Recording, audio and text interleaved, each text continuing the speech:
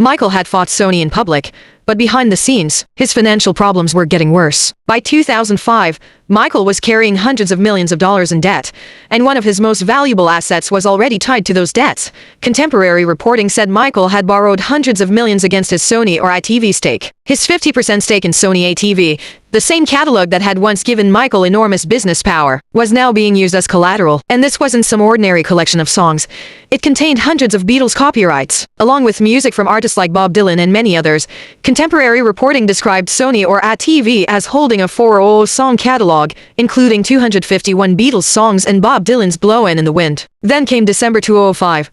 The loans came due, and Michael faced the possibility of losing the very asset he'd spent decades building. The debt was now held by Fortress Investment Group. If Michael couldn't refinance, his Sony or ATV stake could potentially be seized or sold. Contemporary reporting said Fortress could potentially gain Michael's interest if he defaulted. And suddenly, Sony had a problem too. If Michael defaulted, an outside company could potentially end up owning his half of Sony ATV. Sony didn't want that.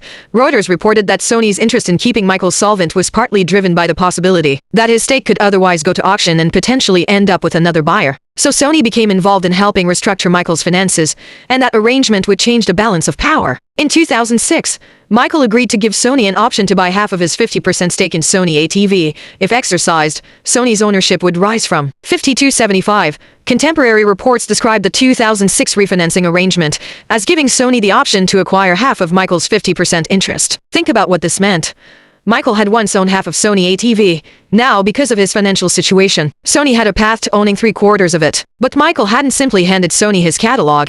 The arrangement was part of a refinancing deal designed to prevent foreclosure and restructure his debts. The 2006 agreement was reported as a refinancing arrangement intended to help Michael avoid default, rather than an immediate outright transfer of the stake. And there was another crucial detail. Michael still retained an economic interest in the remaining stake. While the publishing rights to his own songs remained separate from Sony ATV, the Los Angeles Times reported that Michael would continue receiving profits from his remaining Sony or ATV interest, and royalties from his own compositions, which were separate from Sony or ATV. The man who had once bought ATV for tens of millions had built it into a billion-dollar publishing empire, and now his personal financial problems were forcing him to restructure how he held that empire.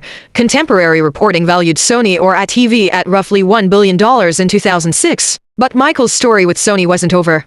Not even close. Because this refinancing deal created a new question: would Sony eventually exercise that option? And if Sony eventually took a larger share, what would happen to Michael's half? And what would happen to the catalog after Michael was gone? Did Michael just lose his catalog? Was this a smart financial rescue? Or was Sony gaining the upper hand? Leave your take in the comments. Next episode. Sony gets more power. Michael had managed to avoid losing everything, but the deal had changed the balance of power. Subscribe for part 8. The Michael Jackson vs. Sony story continues.